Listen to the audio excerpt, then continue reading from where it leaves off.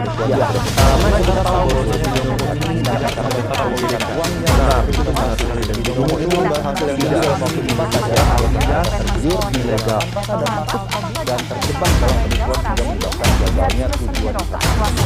Bagaimana jika kemudian mengawasi?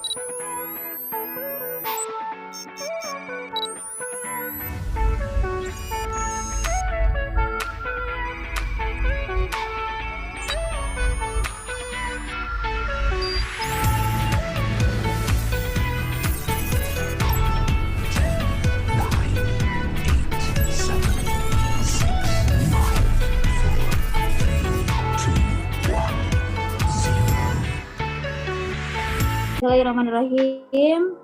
Selamat sore semuanya. Salam sejahtera untuk kita semua. Yang saya hormati Bapak Pembimbing mata kuliah Teknik Penulisan Karya Ilmiah, yaitu Bapak Dr. Subelo Wiono, SH.MPD. Yang saya banggakan kepada teman-teman sekalian, adapun topik yang akan kami bahas adalah branding public figure terkait investasi legal. Sebelumnya, izinkan saya memperkenalkan diri terlebih dahulu. Perkenalkan, saya Eva, perwakilan dari kelompok kami yang akan memimpin acara seminar pada sore kali ini. Baiklah teman-teman, kini saatnya kita mendengarkan pemaparan materi dari pemateri pertama dan kedua, yaitu Bapak Syahyuni, dan pemateri kedua yaitu Bapak Rian Nurul Ardiansa. Para pemateri adalah pengamat binary option. Kepadanya kami persilahkan.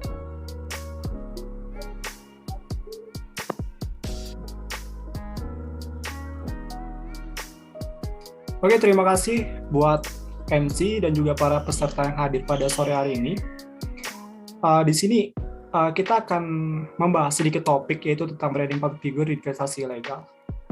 Nah, sebelum kita memasuki materi yang lebih dalam, jadi kita harus tahu dulu ya, apa itu branding public figure terkait investasi ilegal itu sendiri. Jadi, branding itu bisa dibilang itu cara mengkomunikasikan pesan dari sebuah produk, yaitu bisnis kepada para konsumennya. Jadi di sini para public figure itu sendiri yaitu malah memperkenalkan aplikasi-aplikasi ilegal tersebut seperti Binomo. Contohnya yang diperkenalkan oleh Indra Kents dan juga Quotex yang dikenalkan oleh Doni Salmanan. Oke, kita masuk ke materi selanjutnya.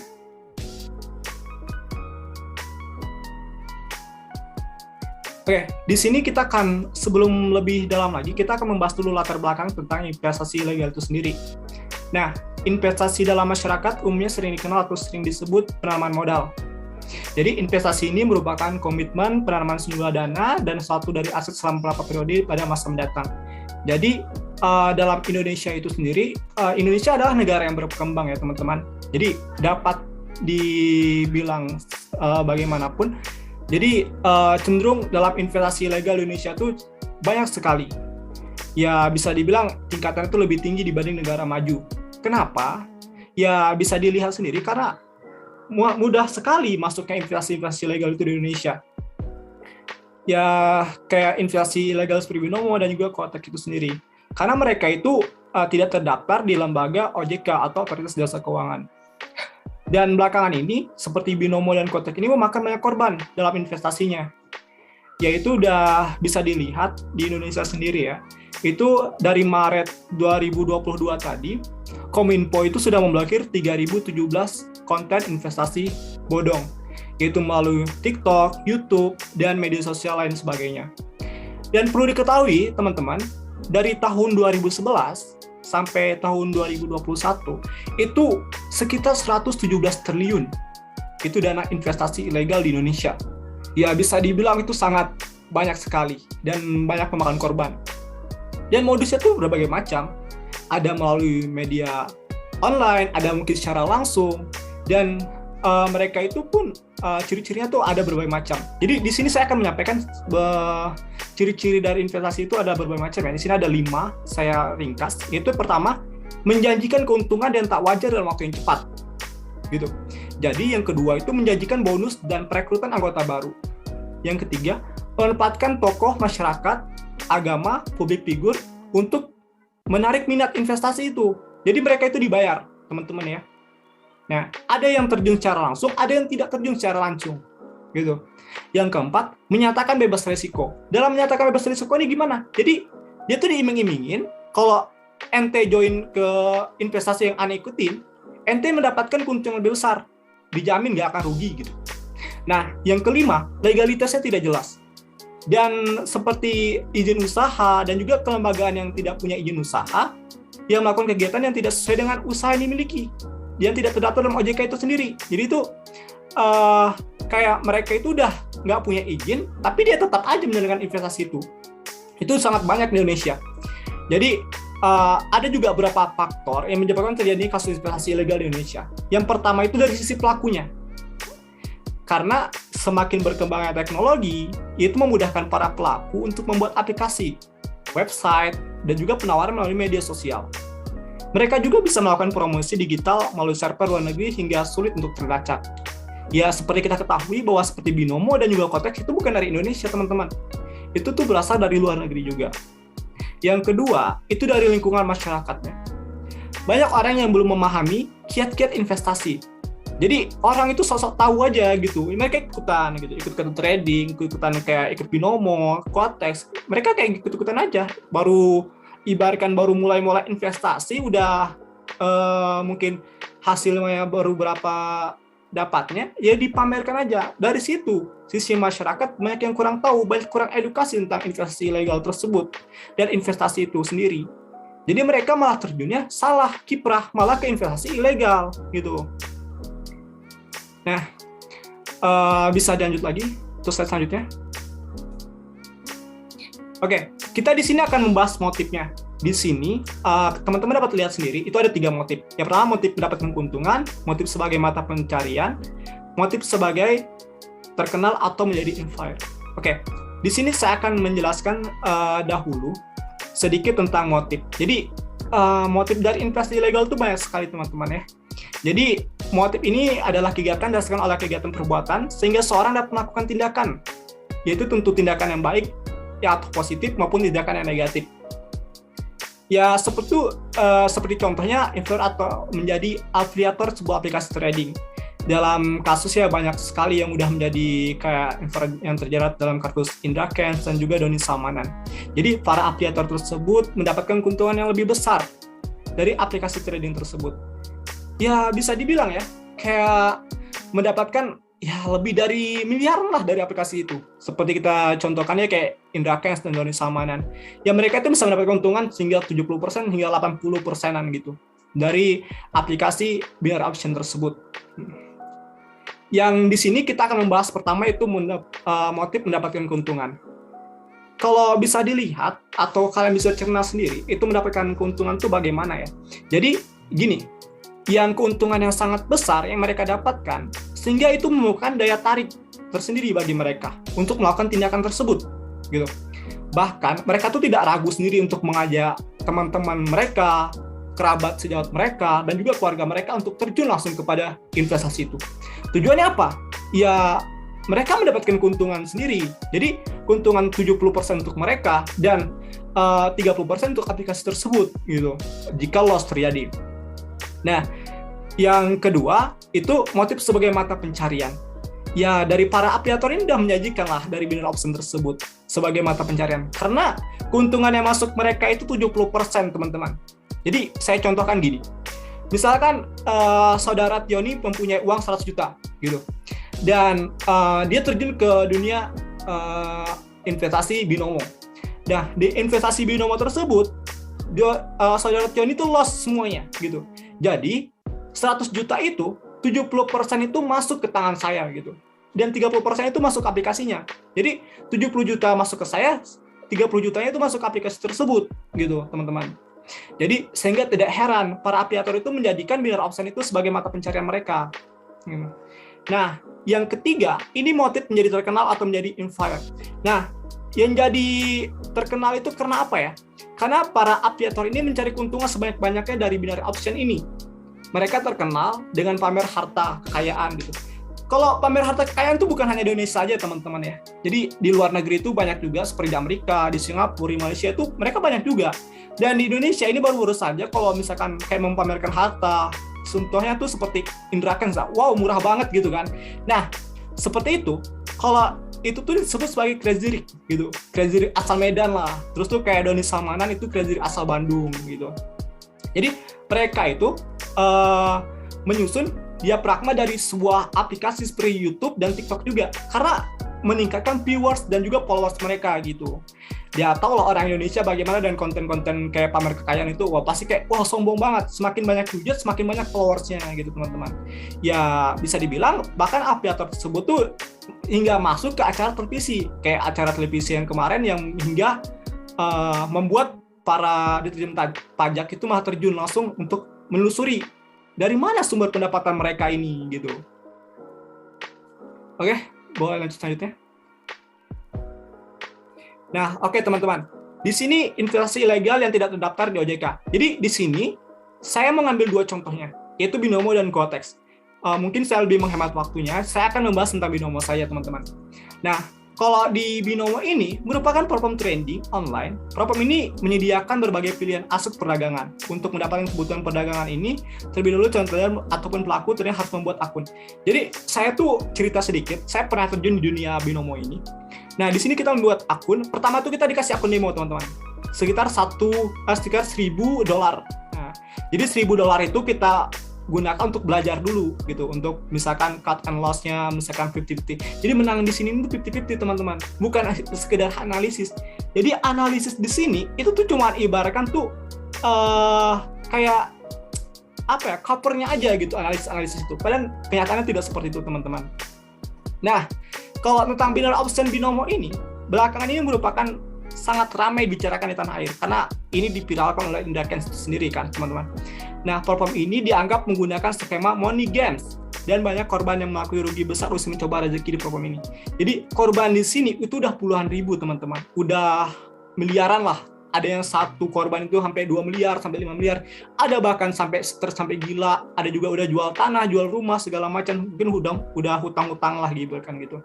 Jadi di Indonesia ini Badan Pengawas Perdagangan atau Berjangka Komoditi atau BPPD memasukkan Binomo dalam daftar investasi bodong gitu, karena tidak terdaftar dan berizin dari regulator di tanah air teman-teman. Jadi ini merupakan aplikasi yang masih ilegal.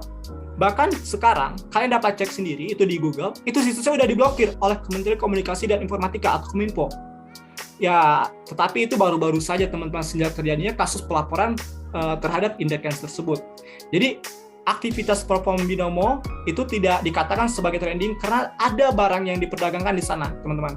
Jadi pengguna platform ini hanya bisa memprediksi harga gerak aset yang membuat tebakan apakah nilainya akan naik atau turun dalam jangka waktu tertentu. Jadi itu di situ ada aset kripto dan juga aset perdagangan lainnya melalui mata uang asing, teman-teman. Nah, pada dasarnya ini bukan trading.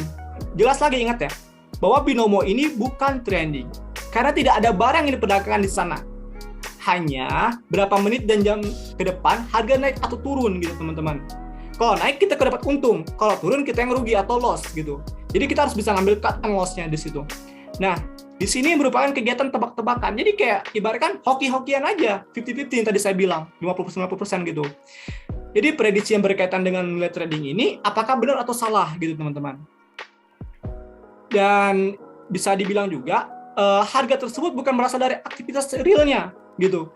Jadi itu merupakan manipulasi dari teman-teman, dari CS Binomo tersebut gitu. Jadi ada skema manipulasi di dalamnya. Dalam kasus yang ekstrim, chart harga atau candlestick-nya itu dapat dimanipulasi sedemikian rupa agar menguntungkan para bandarnya gitu. Ya bandarnya kalian tahu sendiri lah, afiliator yang terjun itu siapa gitu. Nah, oke lanjut lagi.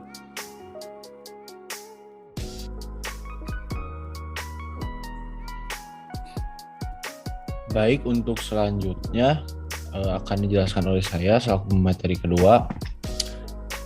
Sebelumnya, apakah suara saya terdengar? Siap. Baik. Sebelum kita membahas hukum binary option yang ada di Indonesia, kita bahas dulu binary option. Apa itu binary option? Binary option merupakan salah satu bentuk instrumen trading online di mana para trader memprediksi atau menebak harga sebuah aset itu naik atau turun pada jangka waktu tertentu. Misalnya seperti ini, ketika kita mendepositkan uang, kita terus menebak apakah uang tebakan kita tuh naik atau turun. Ketika misalnya pada kenyataannya turun tapi kita nebaknya naik, itu bakal loss. Jadi kita mengalami kekalahan gitu. Untuk memulainya, teman-teman, pengguna hanya perlu melakukan registrasi dan memberikan deposit dimulai dengan harga $10. Mengapa binary option rata-rata dolar? Karena dolar stabil gitu, tidak seperti rupiah. Dalam transaksinya, teman-teman, pengguna akan memilih indeks aset, mulai dari mata uang, indeks saham, hingga komoditas. Setelah memilih indeks aset, pengguna berikutnya memasukkan modal yang dipertaruhkan. Jumlah minimal modal yang digunakan bergantung dengan asetnya. Nah, misalnya gini, dari klaim trader akan mendapat keuntungan sebesar 60 hingga 90%. Tapi jika merujuk pada kasus-kasus Indrakens, itu kan sekitar 70% keuntungan yang diperoleh oleh apriator. Keuntungan tersebut didapat dari pengikutnya yang loss. Misalnya seperti yang sudah disinggung oleh Bapak Syahyuni tadi, bahwa ketika misalnya kita depos 100 juta, keuntungan ketika loss, keuntungannya ke Indrakens itu 70% dan untuk aplikasi binomonya 30%. Itu dalam binary option, orang yang bermain dalam sistem ini akan menerima hasilnya secara otomatis. Artinya, keuntungan atau kerugian pada perdagangan secara otomatis dikreditkan atau didebit ke akun investor saat opsi berakhir. Ini adalah pengalaman saya tentang cara-cara kerja binary option. Binary option bekerja dengan cara meminta pengguna perlu menebak harga dari sebuah aset yang akan muncul dalam jangka waktu yang sudah ditentukan. Para pengguna platform ini wajib untuk menebak harga yang benar ketika waktu yang sudah ditentukan habis. Jika aset yang ditentukan sudah dipilih, langkah berikutnya yang perlu dilakukan pengguna yaitu mempertaruhkan modal guna memperoleh keuntungan. Adapun jenis aset di binary option yaitu perdagangan bermacam-macam, ada indeks saham, beragam kripto, forex, dan komoditas. Ini adalah hukum binary option di Indonesia gitu. Alasan binary option dilarang karena binary option adalah trading jenisnya tuh mirip ke perjudian gitu ya. Bukan mirip lagi, udah fix lah perjudian gitu. Binary option dilarang sesuai dengan pasal 1 angka 8 Undang-Undang Nomor 10 Tahun 2019 tentang perdagangan berjangka komoditi. Selain melalui undang-undang tersebut, legalitas platform finansial juga bisa dicek melalui testimoni sesama pengguna maupun website resmi otoritas jasa keuangan. Sehingga bisa disimpulkan bahwa hukum binary option tersebut, misalnya binomo tidak terdaftar di OJK gitu, tidak terdaftar, sehingga legalitas dari platform finansial tersebut dipertanyakan lah, ibaratnya seperti itu. Karena setiap platform finansial tuh yang digital gitu maupun hal-hal lain harus terdaftar gitu di otoritas jasa keuangan. Atau selanjutnya.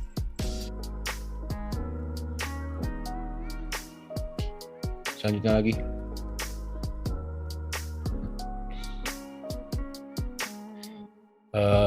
Sasaran investasi ilegal. Akhir-akhir ini kita mendengar adanya kasus-kasus baru yang munculnya, baraknya kasus penipuan atau yang disebut dengan investasi ilegal, seperti kasus-kasus sekarang Indrakens dan Doni Salmanan. Tentunya kegiatan tersebut atau perbuatan tersebut merugikan masyarakat.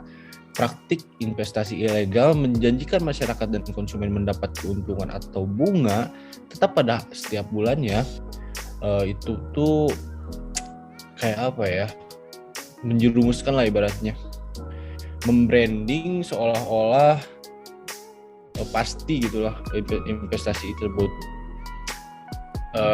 Alasan-alasan tergiurnya gitu para yang disasarkan oleh para afiliator, karena flexing lah, disebut flexing itu memamerkan hasil dari kegiatan sehari-harinya atau kegiatan tradingnya, di flexing dengan pendapatan yang wow gitu, sehingga berpikir bahwa kayaknya bisa gitu seperti dia gitu. Padahal hal tersebut tidak mungkin menurut pendapat dari saya, karena kekayaan itu tidak bisa diperoleh dengan cara yang cepat gitu. Bahkan seseorang yang punya kapabilitas atau orang yang mempunyai ibaratnya power, kekuatan yang sangat berkompeten di bidangnya pun perlu waktu untuk memperoleh kekayaan bahkan sampai miliaran-miliaran tersebut. Sasaran dari kegiatan investasi ilegal itu menyeluruh lah ibaratnya. Ada ke ibu rumah tangga, bapak-bapak, anak muda, dan lain-lain. Dan biasanya yang paling disasarkan oleh para afiliator adalah anak-anak muda. Mengapa anak-anak muda? Karena anak-anak muda lebih aktif dalam menggunakan media sosial lah ibaratnya, sehingga lebih tahu lah ibaratnya, lebih tahu bahwa gimana sih afiliator tersebut gitu ibaratnya lah, seperti itu. Dan pemuda tersebut mungkin pengen lebih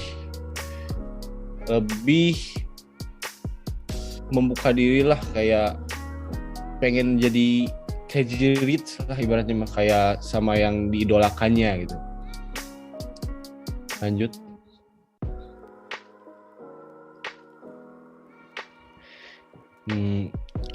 Sebelum kita membahas tentang perbedaan perjudian dan perdagangan saham, kita bahas investasi trading.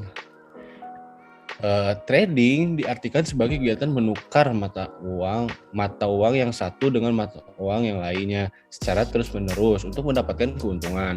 Dalam praktik, objek yang dapat diperjualbelikan bentuk trading tak terbatas hanya pada valuta asing, tetapi juga saham, yang mana secara garis besar konsepsi trading dan saham tidak jauh berbeda. Seperti yang kita tahu, di Indonesia sendiri saham adalah salah satu bentuk surat berharga yang diperdagangkan di pasar modal sebagai tanda penyerta dan kepemilikan seseorang atau badan usaha dalam suatu perseroan terbatas (PT). Dengan memiliki saham, pemegang saham memiliki piutang hak tagih terhadap perusahaan dan ia dapat memperdagangkan atau menjual saham tersebut kepada orang lain. Nah, di sini kita bahas perbedaan perjudian dengan perdagangan saham. Perbedaan perjudian dan perdagangan saham menurut peraturan perundang-undangan perjudian bahwa menurut perundang-undangan perjudian dilarang, sedangkan perdagangan saham secara umum diperbolehkan. Beberapa tulisan menjelaskan perbedaan antara saham dan judi ialah bahwa jual beli saham merupakan transaksi yang dilakukan berdasarkan perhitungan dan analisis, sedangkan perjudian hanya berdasarkan peruntungan belaka. Seperti yang kita tahu di investasi binomo tersebut tidak ada analisis lah ibaratnya, hanya menerka-nerka seperti yang sudah dijelaskan oleh tadi Bapak Sayuni. Permasalahan yang sering terjadi di trading dikatakan perjudian dikarenakan mekanisme dari investor mempertaruhkan deposit dengan melakukan tebak-tebakan kenaikan aset dalam durasi tertentu. Hal ini dikategorikan dalam judi online karena investor akan untung ketika tebak-tebakannya benar, namun akan rugi. Depositnya akan hangus saat kalah. Situs Bidori Apps yang dikatakan perjudian adalah yang tidak terdaftar dalam OJK. bisa dikatakan perjudian mengacu pada pasal 303 KUHP. Dalam pasal tersebut dijelaskan bahwa setiap orang yang bisa dihukum penjara setidaknya 10 tahun dan denda 25 juta jika menuntut mata pencaharian dengan jalan sengaja mengadakan atau memberi kesempatan untuk main judi, atau sengaja turut campur dalam perusahaan main judi, sengaja mengadakan atau memberikan kesempatan untuk main judi kepada umum, atau sengaja turut campur dalam perusahaan untuk itu, biarpun ada atau tidak ada perjanjian atau caranya apa juga pun untuk memakai kesempatan itu serta turut main judi sebagai pencaharian. Lanjut.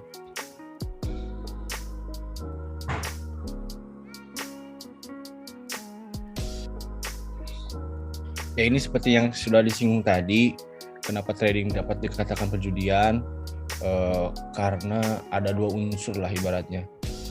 Dua unsur di mana sebelum melakukan perjudian tersebut ada unsur penipuan juga gitu di dalam trading tersebut. Mengapa bisa dikatakan penipuan? Karena para afiliator yang membranding aplikasi tersebut menjanjikan bahwa keuntungan akan pasti memperoleh keuntungan gitu. Jadi ada unsur penipuan gitu. Masyarakat merasa tertipu karena kebanyakan gitu dari pengalaman saya bahwa yang melakukan di investasi atau deposit di binomo atau kuatik awal-awal sih ya menang, tapi lama-kelamaan ya rugi gitu. Karena bukan hanya karena dikatakan perjudian. Hal ini dikategorikan dalam judi online karena investor akan untung ketika tebak-tebakannya benar, namun akan rugi dan depositnya hangus saat kalah. Next.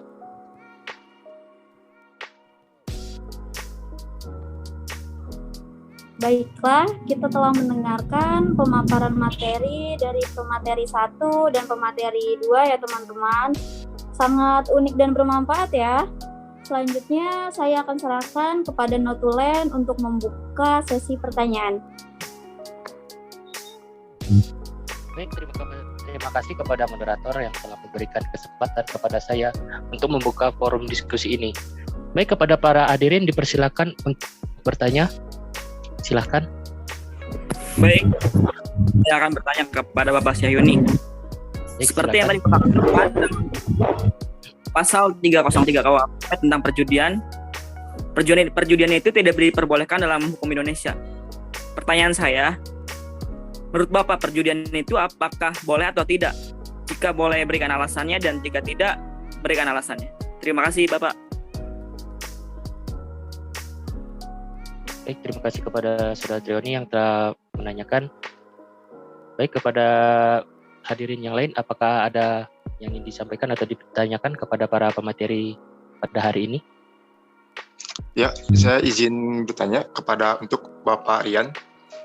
Untuk binary option ini apakah terdapat kekurangan di dalamnya itu? Jika ada, apa saja kekurangan dari binary option itu di negara ini? Terima kasih.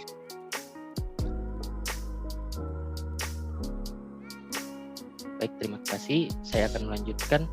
Ada raise hand dari Saudara Eriko. Untuk Saudara Eriko, silakan.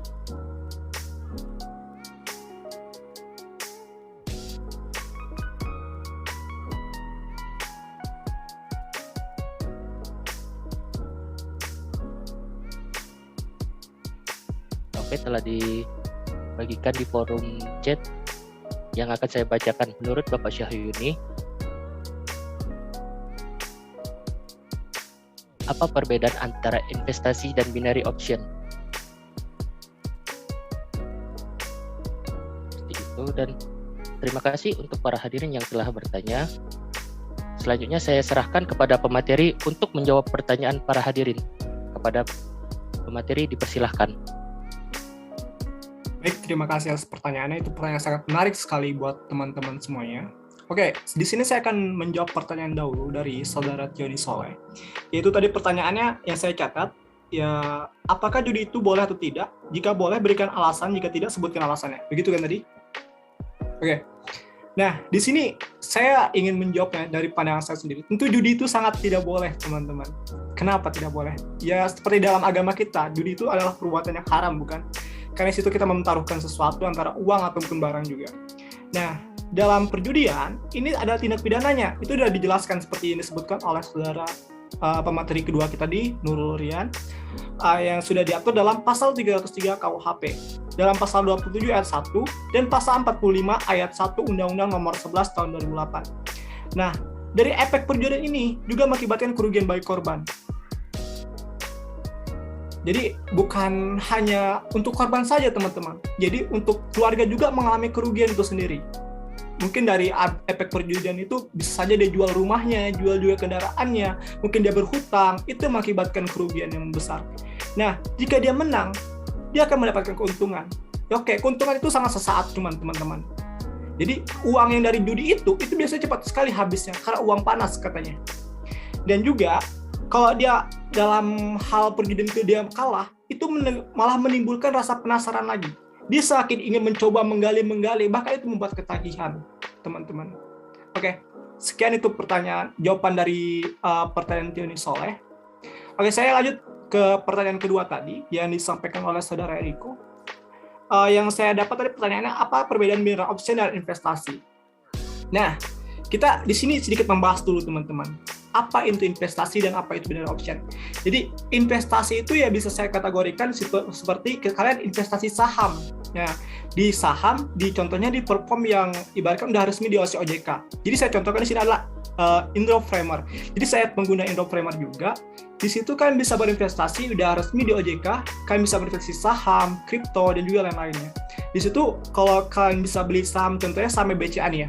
Di sana saham BCA itu harganya sekitar 3 jutaan lebih. Mungkin itu per lotnya. Jadi satu lot itu sama dengan 100 lembar saham, teman-teman. Nah, itu kalau nama investasi, kita tuh untuk jangka waktu ke depan, gitu. Jadi, ibaratkan ente nabung di reksadana, itu investasi juga, teman-teman. Nah, di binary option ini malah seperti kasusnya binomo tadi. Jadi, yang seperti saudara Bapak Rian jelaskan tadi, jadi binary option itu tuh sama dengan seperti perjudian juga, teman-teman. Gitu. Jadi, sedikit agak menyinggung, itu adalah aplikasi binomo dan juga konteks. Nah, seperti itu tentang perbedaan antara investasi dan juga binary option, teman-teman. Terima kasih untuk saudara Tioni dan juga saudara Enrico yang sudah bertanya. Baik, saya akan menjawab pertanyaan dari saudara Reja. Pertanyaan yang saya pahami dan catat, kekurangan dari trading binary option apa saja?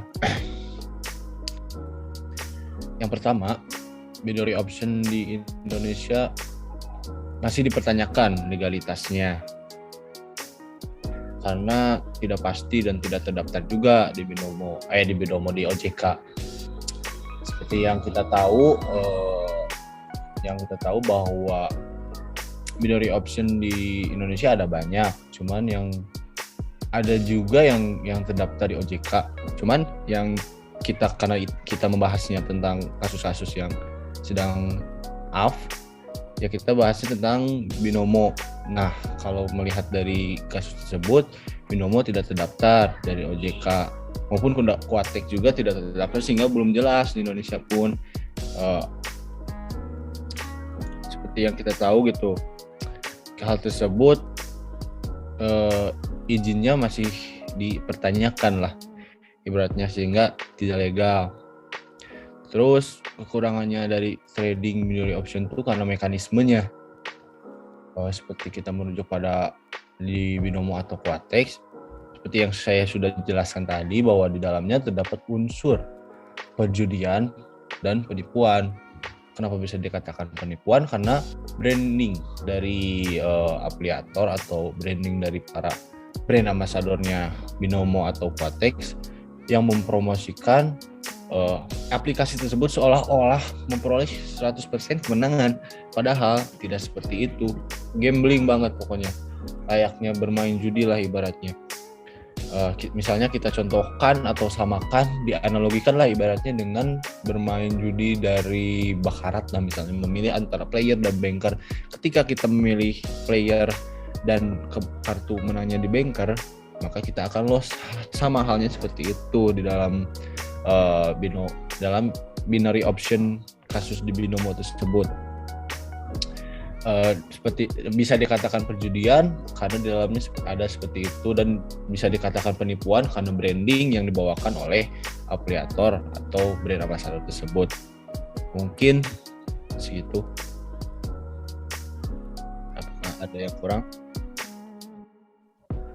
Baik, sudah cukup jelas. Terima kasih, Pak Rian. Sama-sama.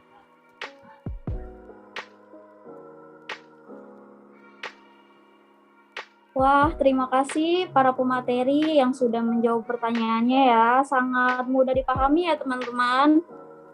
Tidak disangka kita udah di penghujung acara nih. Sebelum saya menutup seminar ini, kita foto terlebih dahulu ya. Sudah siap? Ya, siap-siap dulu. Oke. 1, 2, 3. Sekali lagi ya. 1, 2, 3. Oke. Baiklah, selesai sudah seminar kita kali ini. Saya selaku MC mengucapkan terima kasih kepada seluruh pemateri ataupun audiens yang sudah meluangkan waktunya untuk hadir di acara seminar ini. Saya pamit undur diri. Wassalamualaikum warahmatullahi wabarakatuh. Waalaikumsalam. Waalaikumsalam warahmatullahi wabarakatuh. Terima kasih untuk semuanya juga. Izin Saya izin lab dulu ya. live.